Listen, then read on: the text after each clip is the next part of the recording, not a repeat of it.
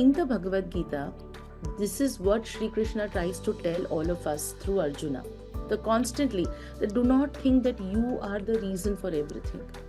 You are just a small part in a large play. And while you are playing that part, which path are you going to take? It's all about the Guna Traya Vibhag Yoga. It all talks about situation, how to handle situations.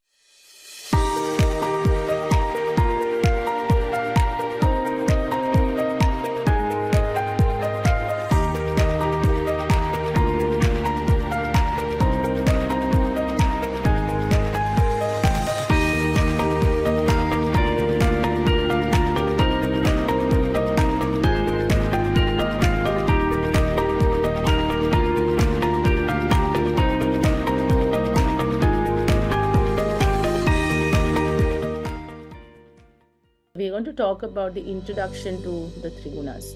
Everybody knows about the Trigunas of Rajat, Sattva and Tamas. But what they are, how do we know what Guna is primarily ours? So these are the very literary meanings of the Trigunas. That we have the most primary and the most important of all texts is the Bhagavad Gita, where Krishna talks about the importance of Triguna in terms of your life, in terms of your existence, in terms of what you're eating in 14th chapter, 7th chapter, 17th chapter. So, you will know that there are a lot of important points that he has highlighted about the Gunatraya Vibhag Yoga as he does it in the 14th chapter. And he says that in the Sankhya philosophy as well as in the 14th chapter, he dedicates this entire consciousness about the Trigunatmic nature of your existence. He talks about Sattva Guna, which is like the mode of goodness, of everything being pure and things like that, which is very illuminating, it's transcendental, and it binds the soul, in a certain way that with good practice, you will go through the right path of illumination. And then you have the Rajoguna, which is what most of us primarily are made of. All of us who are here on this channel, we are more Rajoguna because it comes out of desire, it comes out of passion of doing something, of achieving something. So it kind of binds the soul through attachment. A Sattva Guna will bind the soul through knowledge. A Rajoguna will bind the soul, bind our entire feeling and wanting through materialistic, by upabhogita, not upayogita, upabhogita. Then is the Tamoguna, which is the minimum, which is born out of ignorance, pramada. It talks of alasya, it talks of pramada, and it always lives in an illusion. So we think that today we have this much time, we are going to make this much money, and then that money is going to multiply, and then we are going to divide it amongst all our sons. All of that is Tamoguna, where we are already, our entire life sirf matlab ka hai. That I will donate to this foundation, but do they have an ATG? So there is a matlab over there, right? अच्छा, हमारे यहाँ पे ये कमला बहन, उनका देहांत हो गया, उनके मेमोरी में हम आपको बेंच देंगे. So there is a kind of a want from what you're giving. That is Tamoguna. Tamoguna is ignorance, knowing that we are all going to die one day, but we do not want to believe it is going to be us. We always believe the other people are going to die. That is illusion, Maya. So when your mind and your body gets trapped into this everyday thing, where you are constantly talking about each other, you're constantly expecting a certain behavior and then reacting to that behavior as though it's the end of the world. It's all Tamoguna. So we have to understand what we are, who we are. If a certain situation arises, are we going to be Satvic, Rajasic or Tamasic, or are we going to be a combination of this? And in the Bhagavad Gita, this is what Sri Krishna tries to tell all of us through Arjuna. That do not think that you are the reason for everything. You are just a small part in a large play. And while you are playing that part, which path are you going to take? It's all about the Gunatraya Vibhag Yoga. It all talks about situation, how to handle situations. We talk about how the Gunas bind us, right? So we talk about, there is a story of those three robbers. It's very, very famous that they, they bind this very wealthy man and they keep him in a hut. And then they decide, what to do, because if they looted everything and now they want to know whether they should kill the guy, should hurt the guy, or just leave the guy alone. And that is what, so they all unanimously decided to hurt him a lot and then die him and then leave him. But one of the robber comes back and he releases the captive man. So Krishna says that even a Satvic mind will bind you to Sukha, because by releasing that man, you experienced, your Anubhava was of Sukha, that, oh, you have done the right thing and you will go to the heaven, the path of the righteousness, So when the Sattva Guna mind will bind you through Sukha, that you want to do everything that makes you happy, and the end goal is happiness. So you get attached to the Sattva. A Rajasic mind will bind you through restlessness and action. Right? So you will have to constantly do something. You are the one who will have to come up with a solution. You are the one that, because of your past experiences, that you are the only one who can tackle the situation and everybody is happy. That's a Rajasic mind, because it binds you through action. And you're constantly restless if that action is not given. And then, the Tamasic mind will not do anything. You will live in your own world. You will insult people. You will abuse the women in your house. Or if you're a woman, you'll abuse the husband or your children. You will say some bad things about your neighbor, about your relatives, about your mother-in-law, father-in-law, whatever. That's a Tamasic mind, because you're constantly, through your own ignorance, that all of these feelings are just to experience and not to get attached to. That's the biggest thing, the ignorance, right? And all of us. That's a Tamasic mind. So the Gunas will bind you. So Krishna says, Sattvam Sukhe Sanjayati Raja Karmani Bharata Jnana Mavritya Tu Tamaha Pramade Sanjayatyuta. So you will always be in Pramada when you are in Tamasa. You will not. What is the difference between Pramada and Alasya? Alasya is that you are lazy. Pramada is one step beyond that. That even if all the situations are compatible, you will still remain ignorant. And that is what Duryodhana says, that I know that my actions are wrong, but I am not able to correct those actions. And that is why that's Pramada. And that is a Tamasic. So these are the way the Gunas will bind you. So what Krishna says, that while it is important to remain Sattvic, it is very important not to get attached to being Sattva. You just flow. And when you flow, you do things without wanting something for yourself. And it's practically impossible, right? Whatever you do, you always are pleasing yourself. You're in this lecture because, it's going to make you happy. You feel that, you want to learn something, or you probably listen to somebody new. But when you listen to the lecture without judging and take away those pearls that you thought were good for you, because whatever the speaker might say, not everybody will be benefiting out of it. Some will judge it, some will like it, some will dislike it, some will just agree with it. But when you let those words that resonate with the way you think start to change you, you are in a Sattvic path without attachment. So this is just a very, very basic understanding. We need to understand what according to you is what that you need to know. And so in the Gunatraya Vibhag Yoga also, I want to kind of reiterate one very important thing. It says that Sattva Sanjayate Jnanam Rajaso Lobha Evacha Pramada Mohau Tamaso Bhavato Jnanam Evacha. It says that from the mood of goodness arises knowledge. And from the mode of passion, what happens when it binds you? From the mode of passion, what will arise? Greed will arise. Correct? And the Tamasic road, when that kind of binds you, ignorance will arise. And that ignorance is negligence and delusion and all that we talked about. So that's just a small understanding that how they're all interconnected to each other. Okay? So now we can go to the next, the Trigunas in the food. Now this is what everybody wants to really kind of understand, that what is Triguna and why that what we eat will bring a lot of balance or non-balance in our existence. So you have to understand that yatha sharire tatha pinde tatha brahmande.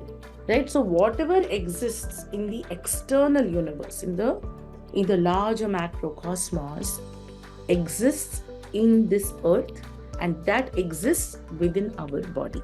So we will talk about this. We've already talked about it many times before, but in terms of food, we will talk about it in a little bit in ahead, where we talk about how everything is connected to each other.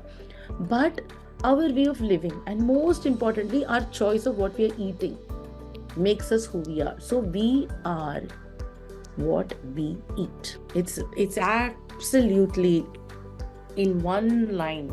It explains everything. So if you choose to eat Tamasic food, your entire pravriti will become Tamasic. Rajasic food and Satvic food accordingly, right? The Gita talks about a good balanced diet. It says that, Ayu Sattva Arogya Sukha Priti Vivardhana, that if you're eating Sattva food, then your Ayu will also increase. You will experience a lot of happiness. When I talk about happiness, I don't talk about happiness by watching a movie or getting a gift. I talk about joy. I talk about Anand, right? So the Sukha will give you Anand, and it will give you different forms of Ananda, right? So your eating habits directly control the way you are as a person, control the way you think, correct? Next, Rasya Snigdha Sthira Hridaya Ahara Satvika Priya. So all the 6 rasas, are you including that in your food? If you're including that in your food, then you are in the right path upwards, correct? So all the 6, so Tikshna, Khatash, so Lavanya, so you will have bitter, you will have salty, you will have Turu, which doesn't have any particular taste, right? Then you'll have Tikshna, which is Tikha. Then you'll have something that's very, very hot, So when you include all of these rasas, khatta jo hai, then your entire ahara will become sthira, balanced. And that will take you towards sattva, ahara, sattvika priya. So a good natured person, a sattvic person, will include all these foods in his day-to-day diet, right? Katavva lavana tyushnati tikshna ruksha vidahina ahara raja sasyeshta dukha shokhama yapradaha. That if you include all of this, you will not be in depression, you will not be bloated, so you will not be dukhi. Nothing in your body will give a rise to something that is going to give you any kind of a discomfort. So all the diseases that we are going through today is a result of bad ahara and our state of mind. The next one, yatayamam gatarasam puti paryushtitam chasat uchishtam chamedhyam bhojanam tamasap. So that's what it says. It says that if you constantly keep eating, yatayama, whenever you go and come, you're eating all the stale food.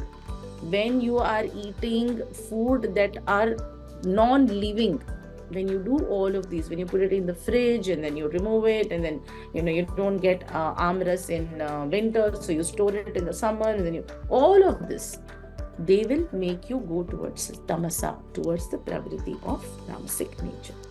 So now these are the examples of Rajasic food. So because Rajasic food is the guna of action and restlessness, Rajasic people are passionate, they have the desire to keep moving forward to fulfill their desires. Everything for a Rajasic person like me and you is driven by achievement, accomplishment, and planning for the entire life, not living that moment, but always living in the future. And so if you're eating food which is, bitter, salty, dry, acidic, too hot, or things like excessive use, too much of masalas, too many onions, too many garlic, all of this will keep your mind moving towards Rajasic guna. Correct? So we quickly go to Tamasic food. Everybody knows this. We know that the guna of the ignorant mind, and it's heavy. It takes a lot of time to digest. It makes you emotionally distressed, and it makes you, because it produces dopamine. A bhajia, if you have a pakoda, they give your brain instant dopamine, and then the brain wants to quickly eat it. And that's what it asks for all the time. So it's kind of an addiction, so that's why we like to eat these chips and these kurkures, and because they have those little chemicals that make the tongue want it more. The next slide is Satvic. Yeah, there we go. Right? So purity and wisdom. So now you have to only decide what category of food or what category of guna that you fall in, and what are the because all the gunas are combined with each other. So what is it that so this is fresh milk, fruits, ghee, herbs, sprouted lentils. We can go on to the next slide. Okay, so we talk about cooking methods to retain energies. Now we can talk about the entire food chain.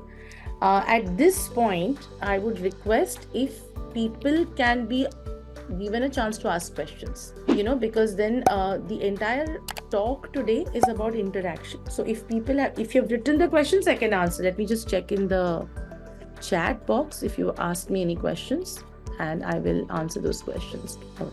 Okay. There is one question by G. Raghava. He says, in all the three gunas, you're talking about binding, but we also discussed doing our actions without attachment. Is this state of doing our actions without attachment above Satvic?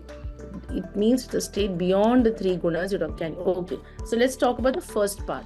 In the three gunas, you're talking about binding. The gunas will bind themselves to you in a way that when you are in that particular guna, you start to feel attached to it. So you start to also disassociate with others who are not attached to yours. So for example, say there is a terrorist. We assume that the terrorist is a absolutely tamasic person, and we are Satvic. We are the one who are taking care of people, creating a society, a community, and everything. When you get bounded to Sattva, you, instead of talking about your own karmas, you start discussing why the terrorist is not a good person. You understand? So the thin line is that when we disassociate ourselves with other gunas without expecting too much even from our own guna, that is called non-binding to the guna. Now for that, you need to become Buddha, you need to become Shiva, you need to become Jesus, because they are beyond all of these things. They live their life without getting attached even to their path and non-discriminating other people from doing whatever they are doing. So what it basically does in a very surreal level is that it makes you vibrate at a frequency that is beyond all of these things. And you actually said that. You said that, is this state of doing our actions without attachments above Satvic? Yes, it is. It means it is a state beyond the three gunas you're talking about. And can you please elaborate? That is what Shri Krishna says, that non-attachment will allow you to take you beyond the three gunas while constantly trying to move upwards. I hope that answers your question. So again, G. Raghava says, we are what we eat. We also say we are what we think. What is the relation between food and thought?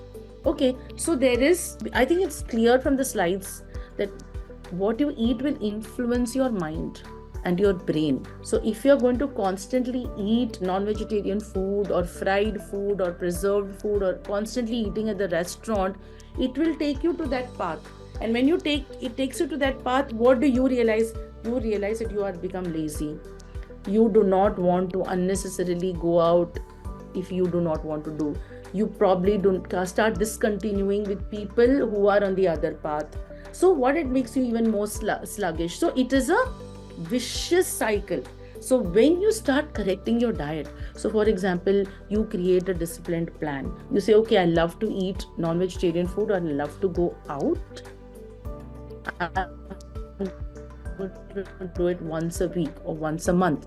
And you stick, I'm going to be on a Rajasic or a Satvic diet 5 days of the week, or I'm going to be on a juice fast, or I'm only going to have hot water. What happens is that you start to discipline yourself while not completely discontinuing from what you like. And it is a gradual process.